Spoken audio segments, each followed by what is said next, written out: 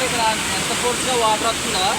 నార్మల్గా అక్కడ ఓపెన్ చేసి లేదు, ఒకవేళ ఓపెన్ చేసి ఎలాగా ఎంత ఫోర్స్గా వాటర్ వస్తుందో ఇంకా మీరే కచ్చే కచ్చే కచ్చే.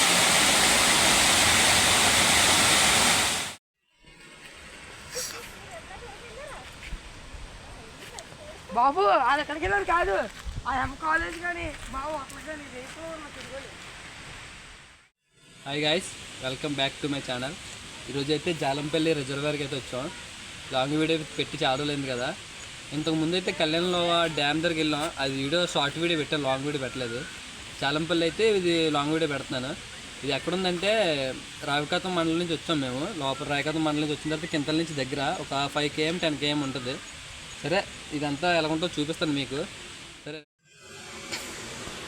మనమైతే ఇప్పుడు అక్కడ ఆ బ్రిడ్జ్లా ఉంది కదా, అక్కడికైతే వెళ్తున్నాం.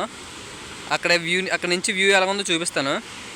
అక్కడ వాటర్ పడుతున్న ఫోర్స్కి అయితే నా మాటలే వినిపించట్లేదు, అందుకనే వాయిస్ ఓవర్ ఇస్తున్నాను. బ్రిడ్జ్ అంటే గేట్లు ఓపెన్ చేసి క్లోజ్ చేస్తారు కదా, అక్కడ చిన్న బ్రిడ్జ్ లాంటిది ఉంటుంది. అక్కడ నుంచి వ్యూ అయితే బాగుంటుంది. ఇప్పుడు అక్కడికే వెళ్తున్నాం. రండి, ఇక్కడ కింద నుంచి అయితే బ్రిడ్జ్ చూపిస్తాను ఎలా ఉంటుందో. రండి, వచ్చేక.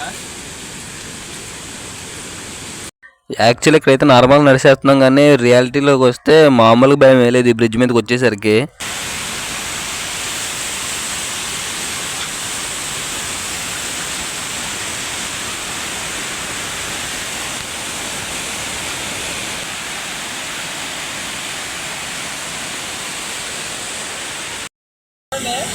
అది గేట్ దగ్గర, ఆ గేట్ దగ్గర అయితే ఓపెన్ చేసి లేదు, ఎంత ఫోర్స్గా వాటర్ వస్తుందో. అదే ఒకవేళ ఓపెన్ చేసి ఇచ్చారనుకో మామూలుగా అయితే వాటర్ రాదు, ఇంక మొత్తం అదే తిరిగి ఇదంతా నిండిపోద్ది. ఈ కిందన గేట్లు ఉన్నాయి కదా, అవి ఎక్కడ కంట్రోల్ చేస్తారంటే ఇవే కంట్రోల్ చేస్తారు అనుకుంటున్నాను. ఒకసారి పైకి వెళ్ళి చూద్దాం ఒకసారి. రండి, ఈ వాల్స్ ఉన్నాయి కదా, ఈ వాల్స్ ఇలా తిప్పుతారు అనుకుంటా, అంటే గేట్లు పైకి లేడానికి పుష్ప సినిమాలు తిప్పుతారు కదా, అలా ఈ వాల్స్ అలా చాలా ఉన్నాయి. ఎక్కడ వరకు ఉన్నాయి ఇవి. అక్కడ ఏదో ఒక మీటర్ ఉందో చూపించే, ఒక మీటర్ ఒకసారి. ఆ మీటర్ దేనికోసం అని తెలీదు, రస్ట్ పడేసింది, వదిలే. గేట్లో ఆపరేట్ చేసి బ్రిడ్జ్ అయితే ఈ బోర్డ్స్తోనే వేసింది. అక్కడ చూడడానికి వాటర్ బ్రిడ్జ్ తప్ప ఏమీ లేదు, అందుకని అయితే రిటర్న్ అయిపోతున్నాం వెంటనే. అలా వెళ్తున్నప్పుడైతే మాకు చిన్న ఊర్లో తీర్థం అవుతున్నట్టు కనిపించింది. అక్కడ ఆగైతే కొద్దిసేపు టైం స్పెండ్ చేసాం. తీర్థాలంటే ఇంకేముంటాయి, కామన్గానే స్వీట్లు, ఖర్జూరం, ఇంకా బొమ్మలు, ఇంకేం ఉన్నాయి, ఇంకేం లేవు. అవే కనిపించాయి ఇక్కడ కూడా. ఏమన్నా ప్రోగ్రాంలు ఏమున్నాయంటే బుర్రకథ ఉన్నాయని చెప్పారు. డ్యాన్స్ బై డ్యాన్స్ అయితే చూస్తాం, కానీ బుర్రకథ ఎవడు చూస్తాడని చెప్పేసి అయితే మళ్ళీ డిసప్పాయింట్ అయ్యాం. ఎంజాయ్ చేయడానికి ఇక్కడ మనకు ఎవరు తెలిసిన వాళ్ళు ఎవరు లేరు, లోకల్ కూడా కాదు, ఇంకెలా ఎంజాయ్ చేస్తాం. యాక్చువల్లీ మేము స్టార్ట్ అయింది అయితే రావికాతం నుంచి జాలంపల్లి 15 km 16 km వచ్చింది. ఈ తీర్థం జరుగుతున్న ఊరి పేరు అయితే పొనువోలు. అక్కడ అడిగితే చెప్పారు, నాకు తెలీదు.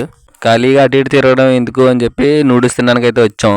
అనే వీడియో తీస్తున్నాను, యూట్యూబ్లో పెడుతున్నట్టే నవ్వుతున్నాడు నూడిల్స్ చేసి అతను. మన బాడీకి హెల్తీ ఐటమ్స్ ఏమైనా తినాలంటే కష్టం, ఇలాంటి బాడీని చెడదొబ్బి తినడం అంటే చాలా ఇష్టం అందరికీ.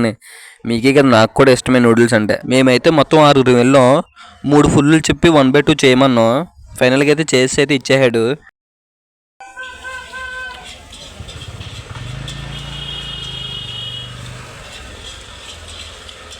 సూపర్గా లేదు కానీ యావరేజ్గా ఉంది నూడిల్స్.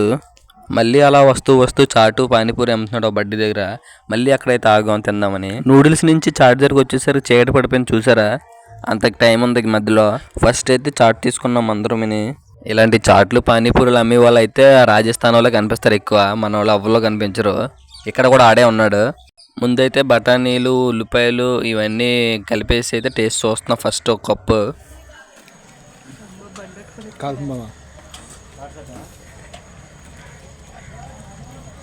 బఠానీలు ఉడకలేనట్టుంది, నాకైతే పచ్చిగా అనిపించింది. చాట్ అయితే ఏదోలా తినేసాం. మళ్ళీ పానీపూరి తీసుకున్నాం 3 ప్లేట్లు. నేనైతే లెక్క పెట్టలేదు, కానీ 20 రూపీస్కి 10 ఇచ్చినట్టున్నాడు పూరీలు. పానీపూరి కూడా అంతగా నచ్చలేదు, కానీ పూరీలు మాత్రం చాలా పెద్దగా వేసాడు. ఏదైనా సరే పూరీలు చేతితో తయారు చేసినవి అయితే బాగుంటాయి, నూనెలో వేపేసి తీసేసినవి కాకుండా. ఫైనల్గా అవన్నీ తినేసి అయితే ఇంటికి వచ్చేసాం. ఇంటికి వచ్చేసి చెరుముకు తింటున్నాను. యాక్చువల్లీ కోడిపందాలు షార్ట్ వీడియో అయితే పెట్టాను, అది యూట్యూబ్ బాబాయ్ డిలీట్ చేస్తాడు. అలా డిలీట్ అవుతే ఏమైనా అవుతుందో ఛానల్ ఒకసారి చెప్పండి మీకు తెలిస్తే.